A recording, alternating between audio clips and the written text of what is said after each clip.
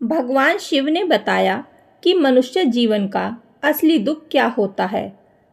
आज हम भगवान शिव की बड़ी ही अद्भुत कहानी सुनने जा रहे हैं। एक बार भगवान शिव पृथ्वी लोक पर भ्रमण के लिए गए तो उन्होंने एक युवक को देखा। वह युवक ईश्वर को दोष देता जा रहा था। वह अपने जीवन से बहुत निराश और दुखी था। यह सब देखकर भगवान शिव एक महात्मा का रूप धारण करके उस युवक को असली दुख के बारे में ज्ञान देते हैं। तो आइए इस कहानी के माध्यम से समझते हैं कि असली दुख क्या होता है। दोस्तों, अगर आप ये कहानी सुन रहे हैं तो पूरा सुनिएगा, क्योंकि आधा अधूरा ज्ञान किसी काम का नहीं होता। दोस्तों, सुख और दुख एक सिक्के के दो पहलू होते हैं और यह हमारे जीवन में लगातार आते ही रहते हैं। और हमें लगता है कि हमारे जीवन में हजारों दुख हैं, हजारों समस्याएं हैं, लेकिन अगर आप वास्तविक तौर पर देखें और अगर आप इस बात को अच्छी तरह से समझें तो आप यह समझ पाएंगे कि हमारे जीवन में केवल एक ही दुख होता है। और वह कौन सा दुख है और उस दुख का निवारण क्या है, उस दुख का समाधान क्या है, आज इस कहानी के माध्यम से हम यही जानने की कोशिश करेंगे। एक समय की बात है। एक गांव में एक व्यक्ति रहता था। उसका नाम हरिहर था। वह बहुत आलसी था और अपने जीवन से बहुत निराश था। उसका कारण यह था कि उसने अब तक अपने जीवन में कुछ भी हासिल नहीं किया था। वह कुछ भी नहीं करता था। उसके घरवाले भी इस बात से बहुत परेशान रहते थे। वह चाहते थे कि वह बाहर जाकर कुछ अच्छा काम करे, कोई अच्छी नौकरी करे, लेकिन वह उनकी एक नहीं सुनता था।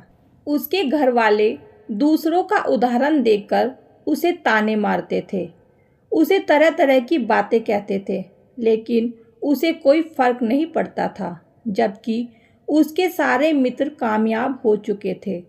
कोई अच्छा व्यापार कर रहा था तो कोई अच्छी नौकरी कर रहा था, जिस कारण जब भी वे मिलते तो वे लोग अपनी बढ़ चढ़कर बड़ाई किया करते थे। लेकिन हरिहर कुछ करता नहीं था। जब भी कोई उससे पूछता कि तुम क्या कर रहे हो, तो वह कुछ करता तो नहीं था। इसलिए वह हमेशा सबसे केवल एक ही बात कहता था कि मैं कोशिश कर रहा हूँ। लेकिन उसकी कोशिशों का कोई भी फल किसी को नज़र नहीं आ रहा था। देखते ही देखते अब ऐसा समय आ चुका था कि हरिहर सभी से मुंह छिपाता रहता था, ताकि उससे कोई यह ना पूछ ले कि तुम क्या करते हो। इसलिए वह कभी किसी के सामने नहीं आता था। धीरे धीरे उसका मन दुखी होने लगा था। हरिहर अब बहुत निराश रहने लगा था, मानो वह धरती पर बोझ है। इसलिए वह अपने आप को बहुत अकेला महसूस करता था। एक दिन उसके मन में यह विचार भी उत्पन्न होने लगे कि मेरे हाथों में कुछ नहीं है तो मैं क्या कर सकता हूँ। अकेले बैठकर वह रोता रहता और भगवान को दोष देता रहता। एक दिन छुपता छुपाता हुआ घर से निकलकर कहीं जा रहा था। तभी उसने रास्ते में देखा कि एक महात्मा लोगों को प्रवचन दे रहे हैं और प्रवचन में वे दुख की बातें कर रहे हैं। हरिहर अपना मुंह छिपाकर वहीं पर खड़ा हो गया ताकि उसे कोई देख न ले, और वह चुपचाप उन महात्मा जी की बातें सुन रहा था। महात्मा जी सभी को प्रवचन में कह रहे थे कि दुख हमारा सबसे बड़ा साथी है। हमें दुख अपने जीवन के बारे में समझाता है और हमें सही जीने का तरीका बताता है। दुख हमारे गुरु की तरह है जिससे हमें सीखना चाहिए। आप चाहें तो अपने जीवन में अपने दुखों को अपना गुरु बना सकते हैं और उससे सीख सकते हैं, या फिर आप चाहें तो अपने दुखों पर बैठकर रो सकते हैं, लेकिन इससे आपको कोई लाभ नहीं मिलेगा, बल्कि आप दिन प्रतिदिन कमज़ोर होते जाएंगे, निराश होते जाएंगे। हरिहर छुप छुप कर उन महात्मा जी की बातें सुन रहा था। जैसे ही उपदेश खत्म हुआ, हरिहर उन महात्मा जी के पास पहुंचा और कहने लगा, हे महात्मा जी, अभी आप कुछ देर पहले दुख को गुरु बता रहे थे। आप कह रहे थे कि दुखों से हमें सीखना चाहिए, हमें उन्हें अपना गुरु बनाना चाहिए, लेकिन मैं भी तो अपने दुखों से परेशान हूँ, अपने जीवन से परेशान हूँ। मैंने अब तक जो दुख झेले हैं, मुझे तो कभी ऐसा प्रतीत नहीं हुआ कि मेरे दुख मुझे कुछ सिखा रहे हैं, बल्कि मुझे तो हमेशा यही लगता है कि वह मुझे पीड़ा दे रहे हैं, तकलीफ़ दे रहे हैं। और दुख की पीड़ा बहुत भयंकर होती है। ऐसा लगता है जैसे अब इसके बाद हमारा जीवन समाप्त हो जाएगा, इसके बाद हमें कुछ नहीं मिलने वाला, और यहाँ तक कि हमें मृत्यु भी उसके सामने कम लगने लगती है। जब लोग ताना मारते हैं, जब लोग यह कहते हैं कि तुम क्या कर रहे हो, तो मन को बहुत ठेस पहुँचती है और मैं उनसे कुछ नहीं कह पाता। हरिहर की बातों को सुनकर महात्मा जी कहते हैं, बेटा तुम्हें क्या दुख है और तुम दुख के बारे में ऐसी बातें क्यों कर रहे हो। हरिहर ने अपने ऊपर बीती हुई सारी बातें उन महात्मा जी को बता दी और कहने लगा, हे महात्मा जी, क्या आपके पास मेरे दुखों का कोई समाधान है। हरिहर की बातें सुनकर महात्मा जी मुस्कुराए और कहने लगे, बेटा जब तुम्हारे जीवन में असली दुख आए तो तुम मेरे पास आना, मैं तुम्हारे दुख का समाधान अवश्य बताऊंगा। उन महात्मा जी की बातें सुनकर हरिहर अचरज में पड़ गया। उसे यह समझ नहीं आ रहा था कि क्या उसने अब तक जो दुख झेले हैं वह असली दुख नहीं है। उसने जो अब तक पीड़ा झेली है, लोगों के ताने सहे हैं और जो तकलीफ़ें उठाई हैं, क्या वह असली दुख नहीं है।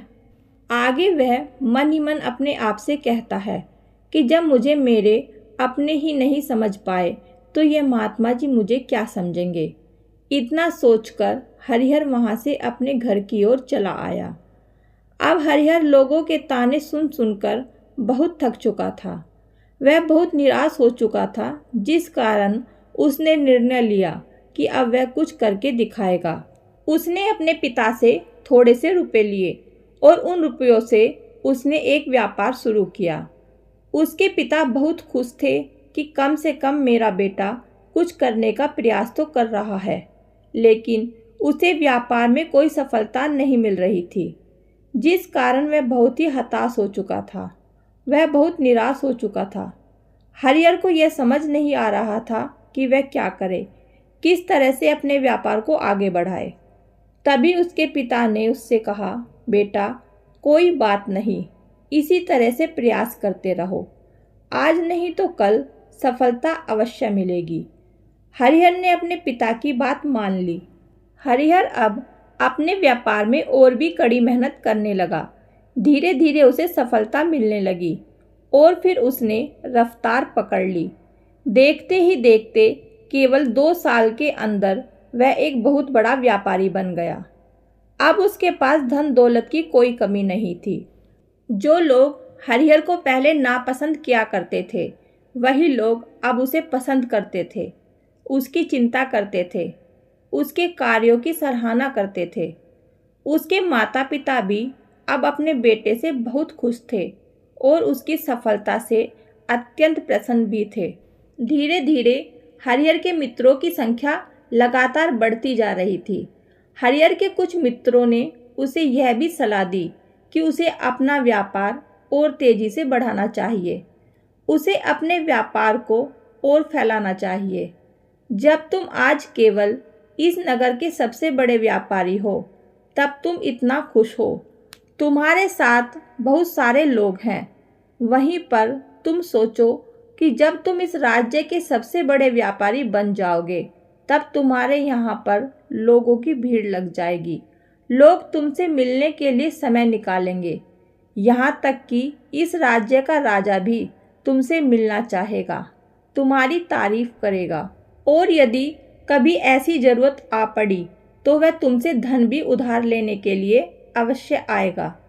हरिहर को अपने दोस्तों की यह बात बहुत पसंद आई। हरिहर ने सोचा, मेरे दोस्त सही कह रहे हैं, मुझे अपने व्यापार को और बड़ा करना चाहिए और फैलाना चाहिए, तभी तो हर कोई मेरे बारे में जान सकेगा, हर कोई मुझे पहचान सकेगा।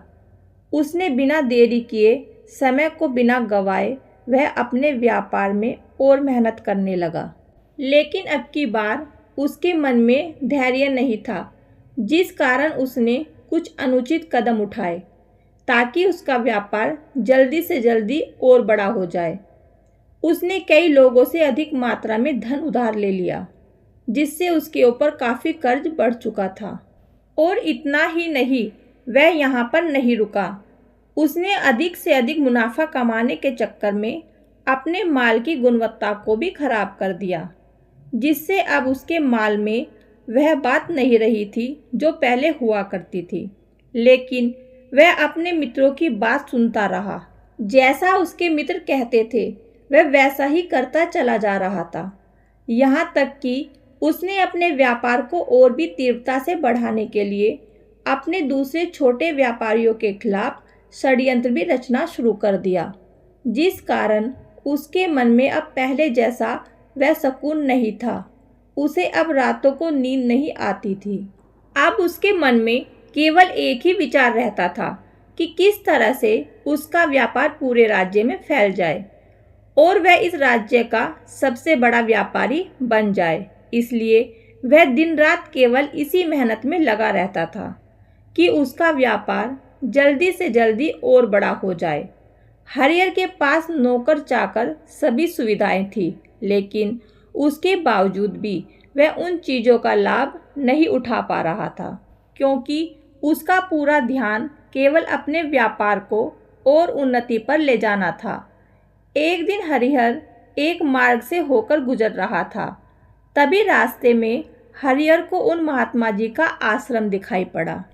यह देखकर वह उन महात्मा जी के पास गया और उनसे कहने लगा, हे महात्मा जी, आपने कहा था जब मेरे जीवन में कोई असली दुख आए तब मैं आपके पास आऊं।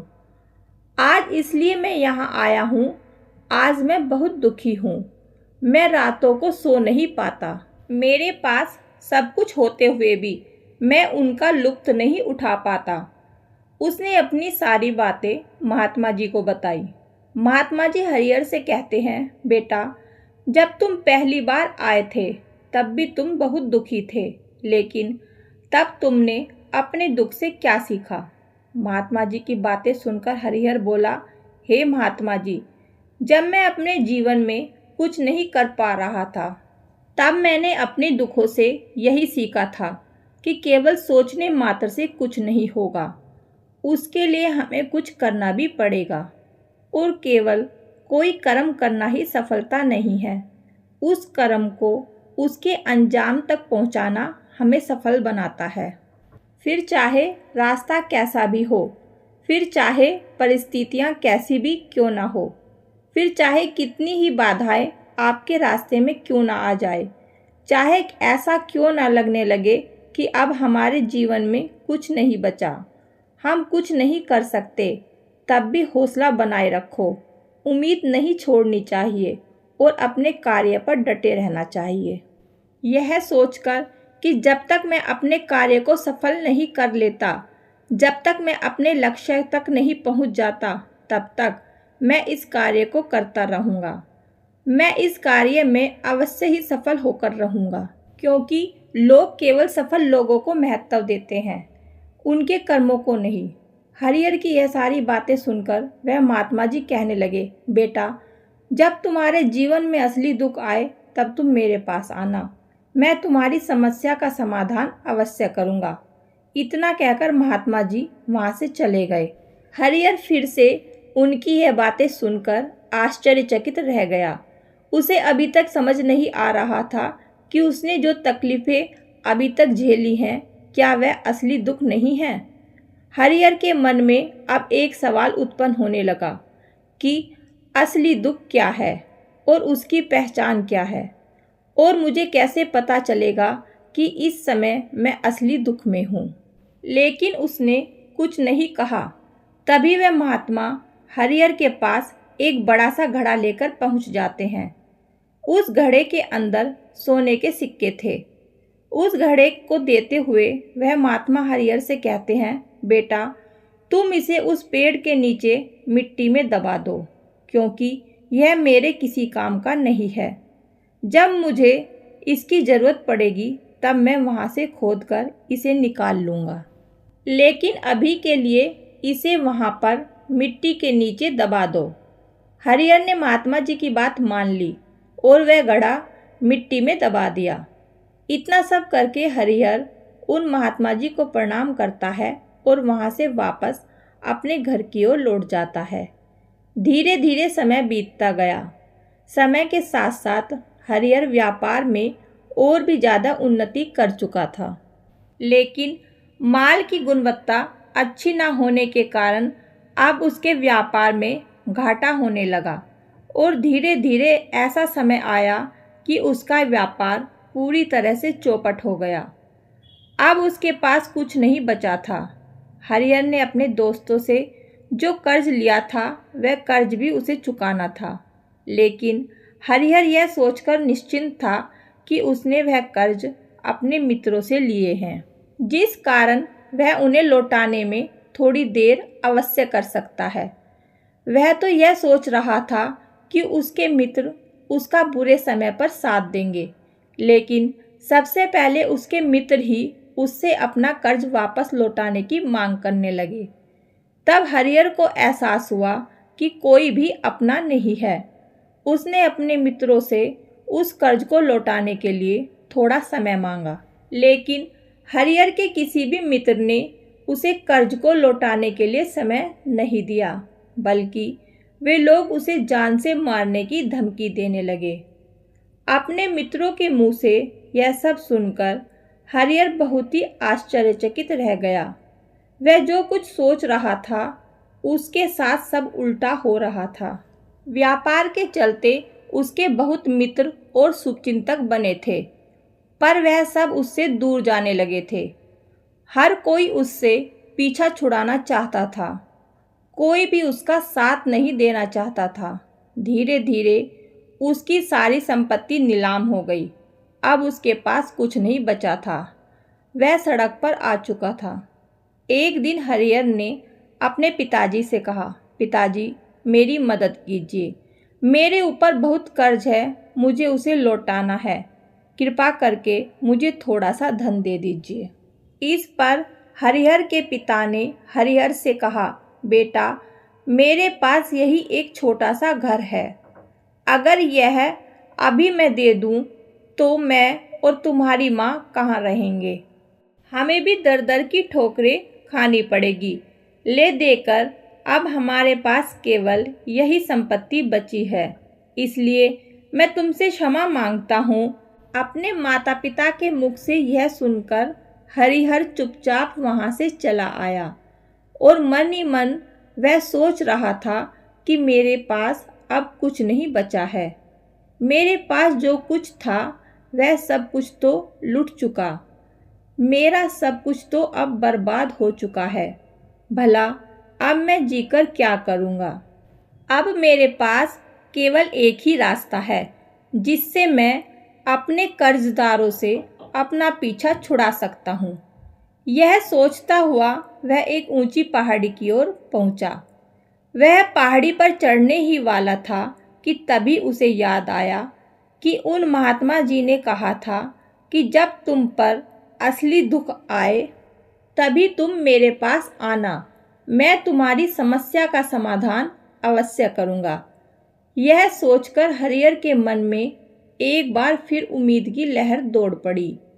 हरिहर दौड़ता हुआ उन महात्मा जी के पास पहुँचा और हरिहर ने उन्हें प्रणाम करके अपने ऊपर बीती हुई हर एक बात उन्हें बता दी और कहने लगा, हे महात्मा जी, आपने कहा था कि जब मेरे ऊपर असली दुख आए तब आप उसका समाधान अवश्य करेंगे। तभी वह महात्मा जी हरिहर की इस बात को सुनकर मुस्कुराने लगे और कहते हैं, बेटा कहाँ है असली दुख। जब तुम्हारे जीवन में असली दुख आएगा तो मैं उसका समाधान अवश्य करूँगा। उन महात्मा जी के मुख से यह सुनकर हरिहर के सब्र का बांध टूट गया और हरिहर ने उन महात्मा जी से कहा कि क्या मैंने आज तक जो भी दुख झेला है, जो भी तकलीफ झेली है, क्या यह दुख नहीं है? यह दुख नहीं है, क्या इसे दुख नहीं कहते? तभी वह महात्मा हरिहर से कहते हैं, बेटा, पहले तुम मुझे यह बताओ कि तुमने अपने दुख से क्या सीखा है। इसका जवाब देते हुए हरिहर उन महात्मा से कहता है, हे महात्मा जी, मैंने तो यही सीखा है कि जो लोग तुम्हारी तरक्की में तुम्हारा पीछा करते हैं वो लोग अवश्य ही तुम्हें धोखा देंगे, क्योंकि ऐसे लोग बुरे समय पर तुम्हारा साथ नहीं देने वाले बल्कि तुम्हारा फ़ायदा उठाने का ही वह प्रयास करेंगे। इसलिए ऐसे लोगों पर भरोसा ना करें, बल्कि जो लोग तुम्हारी असफलता के समय पर, तुम्हारे बुरे समय पर तुम्हारे साथ खड़े हैं, वही तुम्हारे असली मित्र हैं और वही तुम्हारे साथ रहते हैं। और ऐसे लोग तुम्हें बहुत कम मिलते हैं। जिन्हें भी ऐसे लोग मिलते हैं उन्हें हमेशा उनकी कदर करनी चाहिए। जब तुम कोई कार्य कर रहे हो तो उसे पूरी ईमानदारी से करो, धैर्य रखो, लालच ना करो, क्योंकि ऐसा करने से तुम्हारे साथ ही बुरा होगा और तुम हमेशा नुकसान में रहोगे। हरिहर की यह सारी बातें सुनकर महात्मा जी उसे उस घड़े के पास ले गए जहाँ उस घड़े को उन्होंने मिट्टी में दबाया था। उन्होंने घड़ा खोदा और वह घड़ा हरिहर के हाथ में थमाते हुए महात्मा जी ने हरिहर से कहा, ये लो, अभी इससे तुम अपना काम चलाओ और जब तुम्हारे जीवन में असली दुख आए तब तुम मेरे पास आना, मैं उसका समाधान अवश्य करूँगा। हरिहर महात्मा जी की बात सुनकर बड़ी अचरज में पड़ गया।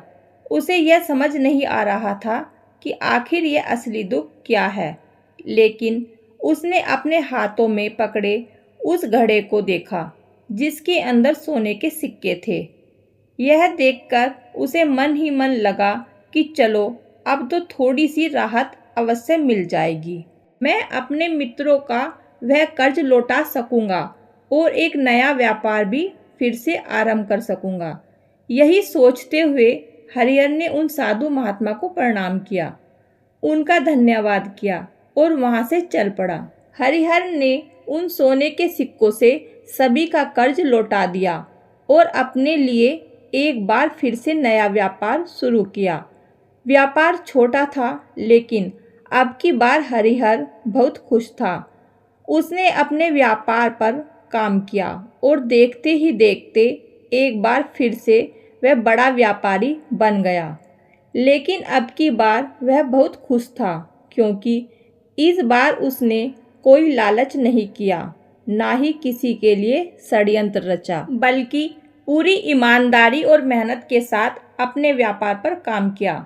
लेकिन जैसे जैसे आप धनी होते जाते हैं, जैसे जैसे आप अमीर बनते जाते हैं, आपके मन में एक डर और उत्पन्न होने लगता है, और वह डर है अपनी दौलत ना खो देने का, जिस कारण आप लोग दान पुण्य करना शुरू कर देते हैं, लोगों की मदद करते हैं ताकि आपके जीवन में कभी कोई दुख ना आए। लेकिन यह जीवन दुख और सुख का संगम है, जिसके कारण हर किसी को सुख और दुख से होकर गुजरना पड़ता है। इसी वजह से एक बार फिर से हरिहर के जीवन में एक और दुख का आगमन हुआ। अब की बार उसके माता और पिता दोनों की मृत्यु हो गई। हरिहर अपने माता पिता से बहुत प्रेम करता था, इसलिए उसके मन को बहुत गहरा आघात पहुंचा। जब आखिरी बार वह उन्हें देख रहा था तो उसके मन में हजारों सवाल उत्पन्न होने लगे। उसने सोचा कि जिस संपत्ति के लिए वह हमेशा लड़ते झगड़ते रहते थे, आज उसकी देखभाल के लिए कोई नहीं था। उसके माता पिता ने जो भी मेहनत की, जो भी अपने जीवन में इकट्ठा किया, सब यहीं रह गया। लेकिन अब सब कुछ खत्म हो चुका था। हरिहर का मन अब बहुत बेचैन हो रहा था। उसके मन में हजारों सवाल उत्पन्न हो रहे थे और वह अपने आप को बहुत अकेला महसूस कर रहा था। उसे बहुत खालीपन महसूस हो रहा था। उसने इधर उधर देखा लेकिन उसे कुछ समझ नहीं आया। तभी उसे उन महात्मा जी की याद आई। वह तुरंत ही भागा भागा उन महात्मा के पास पहुंचा। उसे देखते ही उन महात्मा ने हरिहर से पूछा, क्या बात है बेटा, कोई फिर से दुख आ पड़ा है क्या? तभी हरिहर ने कहा, नहीं गुरुदेव, अब तो सब ठीक है, लेकिन आज मेरे माता पिता की मृत्यु हो गई और मैं बहुत अकेला महसूस कर रहा हूँ। मैं बहुत दुखी महसूस कर रहा हूँ। महात्मा जी हरिहर से कहते हैं, बेटा, इसमें दुखी होने वाली क्या बात है? यह तो जीवन है और यहाँ पर कोई भी रहने नहीं आया और ना ही कोई रहेगा। हम सब एक ना एक दिन मृत्यु को प्राप्त हो जाएंगे और मृत्यु कब आएगी यह किसी को नहीं पता। हो सकता है कि तुम्हारी मृत्यु कल हो जाए। तब हरिहर बोला, मैं तो अभी जवान हूँ और मुझे तो अभी पूरी उम्र जीना है। मैं तो कुछ करना चाहता हूँ और आप कह रहे हैं कि मैं कभी भी मृत्यु को प्राप्त हो सकता हूँ। मृत्यु कभी किसी की उम्र देखकर नहीं आती और ना ही किसी को बताकर आती है। सारी बातें सुनकर हरिहर और भी ज़्यादा बेचैन हो गया और वह चुपचाप वहाँ से चला आया। उसके मन का खालीपन अभी वैसा ही था। हरिहर अपने आप को बहुत अकेला महसूस कर रहा था। उसके बाद से उसका मन अपने व्यापार में नहीं लग रहा था। जब भी वह कोई कार्य करने लगता तो उसके मन में बहुत सारे प्रश्न उठने लगते कि वह क्या कर रहा है, क्यों कर रहा है और उसने इस कार्य को क्यों किया। उसके मन में अब एक और प्रश्न उत्पन्न होने लगा था कि क्या हम यहाँ पर केवल इसलिए आते हैं कि इस जीवन को भोगें और एक दिन मृत्यु को प्राप्त हो जाएं। जीवन का असली मतलब क्या है? उसने कई विद्वानों से पूछा, अपनी तरफ से जो मुमकिन हो सकता था खोजबीन की, लेकिन उसे कोई संतोषपूर्ण जवाब नहीं मिल पा रहा था। और जब उसे कोई जवाब नहीं मिला तो उसका दुख और भी बढ़ गया, जिस कारण उसके मन की बेचैनी और भी बढ़ चुकी थी और उसे यह समझ नहीं आ रहा था कि वह क्या करे, कहाँ जाए, किससे पूछे। तभी उसे फिर से उन महात्मा जी की याद आई। हरिहर फिर से उन महात्मा जी के पास पहुंचा और उसने अपने मन की सारी बातें उन महात्मा जी को बताई। महात्मा जी हरिहर से कहते हैं, बेटा, आज पहली बार तुम्हारे जीवन में असली दुख उत्पन्न हुआ है, जिसे हम दुख कह सकते हैं, जो दुख कहलाने लायक है कि हमें पता ही नहीं कि हम क्या कर रहे हैं, कहाँ जा रहे हैं, क्यों जा रहे हैं, वह कौन है, क्या है, क्यों है, हम क्या करना चाहते हैं। तभी हरिहर उन महात्मा से कहता है, हे महात्मा जी, आप मेरे इस दुख का निवारण कीजिए। महात्मा जी हरिहर से कहते हैं, हम सबके अंदर क्रोध, लालच, लोभ जैसी कई वासनाएं हमारे अंदर बैठ जाती हैं, जिस कारण हम अपने जीवन को टुकड़ों में जीते हैं और हमारी चेतना कभी एक नहीं हो पाती। हम कभी एक जगह सोच नहीं पाते, समझ नहीं पाते और हमारी ऊर्जा शक्ति भी पूरी तरह छिन भिन हो जाती है।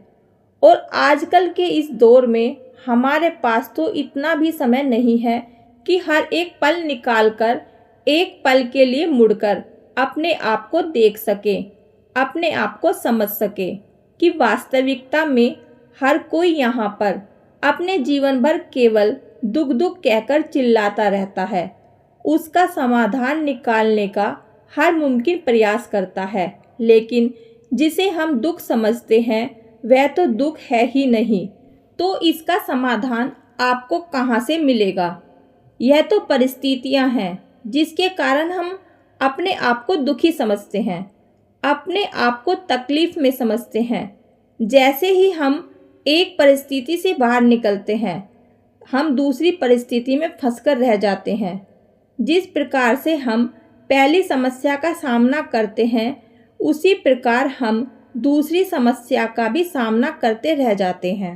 और जब हम इन परिस्थितियों से हार मान लेते हैं, जब हमें लगता है कि अब हमारे सामने कोई रास्ता नहीं बचा, तब हमारे सामने हमें केवल एक ही रास्ता नजर आता है और वह है मृत्यु का। लेकिन यह कोई समाधान नहीं है, यह कोई रास्ता नहीं है। इसलिए यदि आप सचमुच अपनी समस्याओं का समाधान चाहते हैं तो अपने आप को इकट्ठा करना सीखें। अपनी ऊर्जा को इकट्ठा कीजिए और अपने ऊपर ध्यान लगाकर मृत्यु से पहले अपने आप को पहचानो, अपने आप को जानो, अपने आप को बिखरने मत दो। तभी हरिहर उन महात्मा जी से कहता है, हे गुरुदेव, क्या फिर हमें इस जीवन को नहीं जीना चाहिए? क्या हमें अपनी इच्छाओं को पूरा नहीं करना चाहिए? महात्मा जी हरिहर से कहते हैं, बेटा, हमें किसी से भी लगाव नहीं रखना चाहिए। हमें अपनी इच्छाओं को मार देना चाहिए।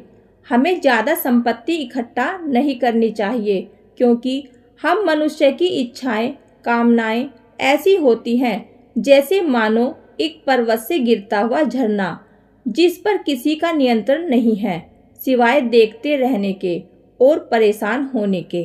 लेकिन जब तुम अपने ऊपर ध्यान देने लगते हो, तब तुम अपने आप को पहचान जाते हो, समझ जाते हो, तब तुम इस पर नियंत्रण पा सकते हो। तब इच्छाएं भी तुम्हारे बस में होती हैं और यदि तुम चाहो तो इन इच्छाओं की पूर्ति अवश्य कर सकते हो। महात्मा जी की ये सभी बातें सुनकर हरिहर ने महात्मा जी से कहा, हे गुरुदेव, आपका बहुत बहुत धन्यवाद। आपने मेरी सबसे बड़ी समस्या का समाधान आज कर दिया है। मैं आज से अपने आप को एकाग्रचित करूँगा। गुरुदेव, मानव शरीर में बहुत ऊर्जा है, बहुत शक्ति है, पर वह बेकार के कामों में लग जाती है, जिस कारण हमारा जीवन भी बेकार की चीज़ों में लगा रहता है। लेकिन हम कभी भी इस पर अपना ध्यान नहीं देते। हम कभी भी अपनी ऊर्जा को केंद्रित नहीं करते। हमारा जीवन भी कुछ ऐसा ही है। हम अपने जीवन में हमेशा ऊपर वाले से सवाल करते रहते हैं कि हमारे जीवन में इतना दुख क्यों है, हम सभी के जीवन में इतना दुख क्यों है। हम सभी के मन में यह सवाल तो अवश्य ही उठता है और इसका जवाब है कि ईश्वर यह चाहता है कि हम अपने जीवन के अंतिम दुख तक पहुंच सके, उस गहराई तक पहुंच सके जहां हमें यह पता चल सके कि हमने अभी तक अपने आप को नहीं जाना, अपने आप को नहीं पहचाना। मानव शरीर के अंदर जो ऊर्जा है, जो शक्ति है, उसके बारे में हम अभी तक नहीं जानते।